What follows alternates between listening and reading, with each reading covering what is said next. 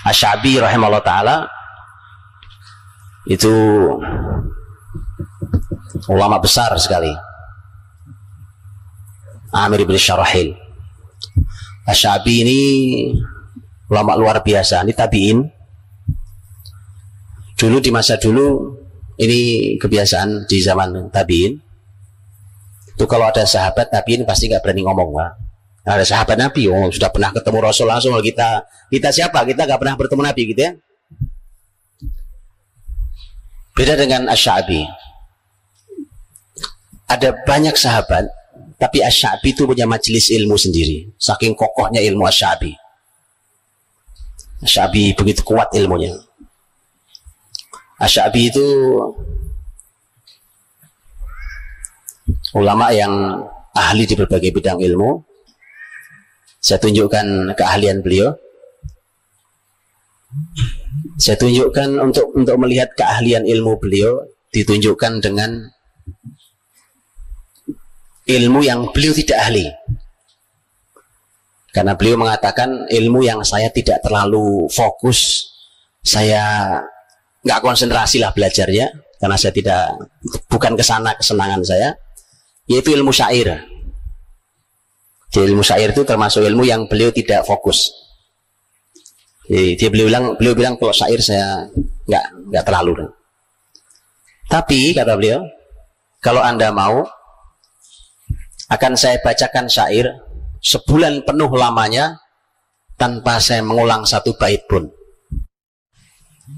Sebulan penuh saya bacakan syair tanpa saya ulang. Itu ilmu yang dia tidak ahli. Karenanya membuat kagum masyarakat luar biasa. Begitu kagum itu, akhirnya orang nanya, bagaimana sih Anda kok bisa nyampe derajat ilmu seperti ini, itu bagaimana caranya?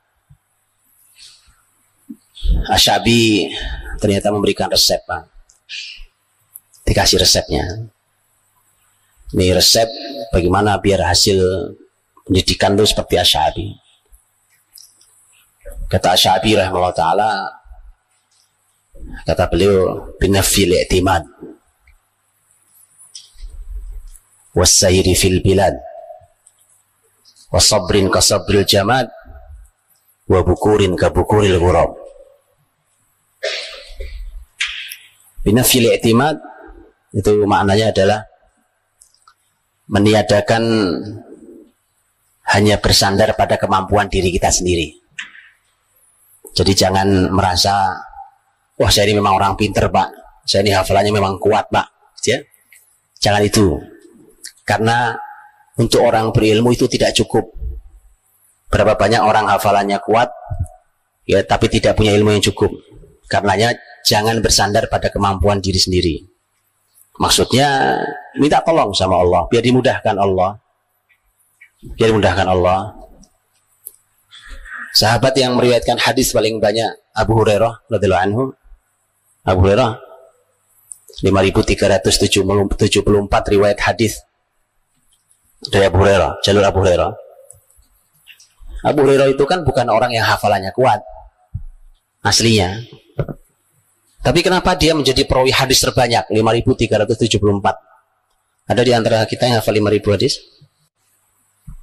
55 deh, 5 bukan 5.000, 5. Ngambil angka depannya saja 5, kan 5.374, 5 saja. Abu Hurairah itu tidak punya hafalan kuat. Karena itu dia datang ke Rasul SAW, sadar, saya kok hari ini belajar lupa besok.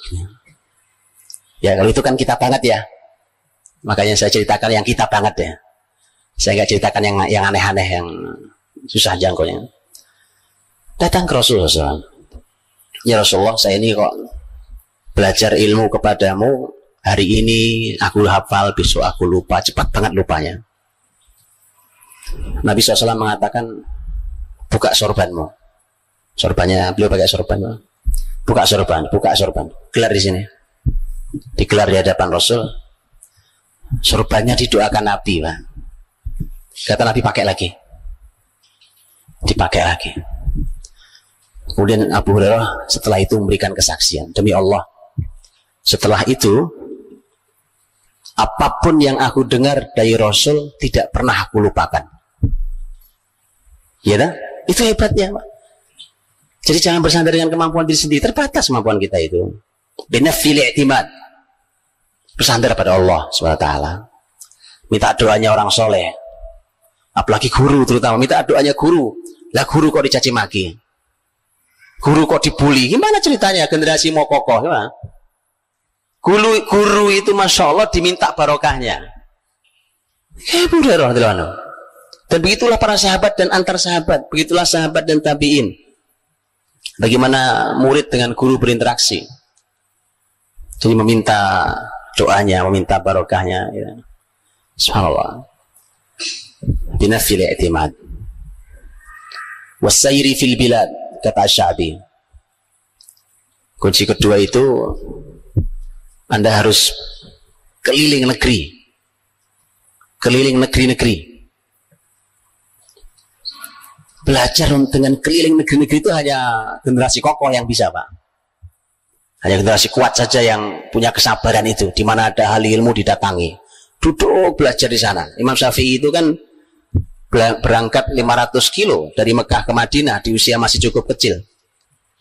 Dia dengan kesabaran 500 kilo perjalanan itu 500 kilo itu dari sini kemana? Jogja. Boleh kita coba naik kuda ya kan? 500 kilo. Ini supaya kita tahu merasakan sekokoh apa sih kita. Oh kita mobil AC, pesawat asing, malas belajarnya. Apa ini generasi ini? Atau melihat itu subhanallah, naik kuda, naik onta 500 kilo karena pusat ilmu saat itu ada di Madinah. Salah satunya di Imam Malik, Imam Darul Hijrah. Sampai di sana minta belajar ke beliau. Begitu diterima jadi murid, karena awalnya nggak diterima jadi murid sebenarnya. Karena Imam Malik itu termasuk yang tidak menerima murid kecil. Beliau termasuk yang tidak mau menerima murid kecil. Beliau punya alasan sendiri untuk hal itu.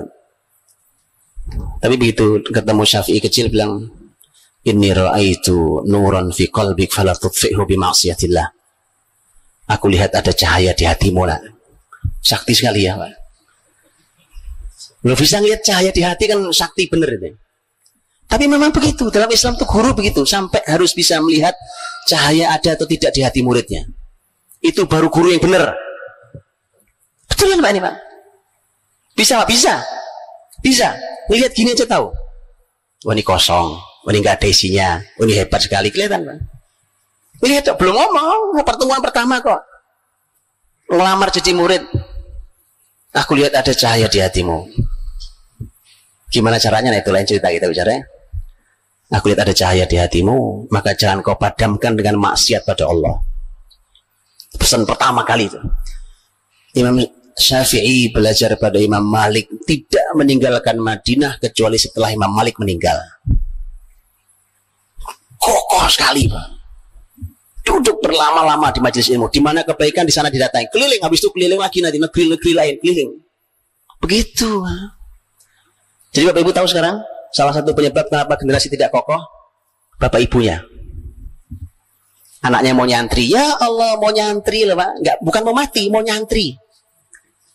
Dipegangi buntutnya, ditangisi tiap hari, Pak. Nangis boleh, bukan nggak boleh. Namanya orang tua rindu, ya kan? Boleh, Pak. Nangis aja, nggak apa-apa. Nangis aja yang sering, nggak masalah. Cuma masalah lepas dia. Bismillah berangkat, nak. Nggak apa-apa. Ibu, bapak nangis itu urusan biasa, nggak berangkat. Bismillah, tuntut ilmu. Begitu. Bukan cuma dikekepi di rumah itu. Jadi Bapak Ibu tahu, tidak kokohnya generasi penyebabnya kita. Lepas dia, bismillah pergi nak. Syafi'i kecil umur berapa saat itu? Masih kecil lah. Karena Syafi'i kecil itu baru bertemu Imam Malik setelah dia menghafal kitab Muwatta. Syafi'i menghafal Muwatta umur 10 tahun. Muwatta itu 7.000 riwayat hadis. Itu ini generasi kokoh nih namanya, ya kan? Dikasih ini hafal nih hadis, hafal gitu. Asy-Sya'bi memberikan resep keliling, as-sayr fil bilad, keliling di negeri-negeri. Kalau mau punya ilmu kokoh seperti saya, kata Asy-Sya'bi. Wasabrin kasabril jamad. Ini kunci ketiga Syabi. Yang sabar seperti sabarnya benda mati. Ini kalimatnya luar biasa, Pak. Ini benda mati nih, meja nih. Kalau saya tidur di meja ini, Pak, saya duduk di atas kursi ini, yang bosan kursi apa saya? Saya yang bosan, Pak. Benda mati tidak pernah mengeluh bosan, tidak mengeluh capek. Ya begini aja tuh kursi saya duduki, mau ngapain bosan saya, Pak? Yang capek saya.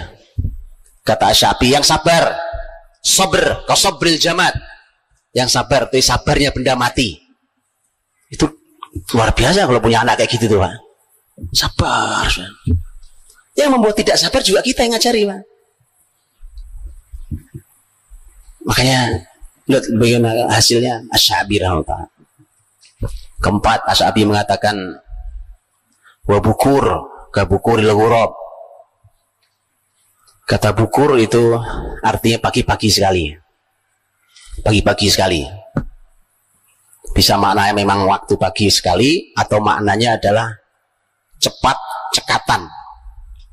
Kabukuril ghurab, seperti elang, burung elang yang cekatan, cepat. Kalau bahasa kita jangan lelet, kelemar lambat, nah cepat, cekatan. Subhanallah.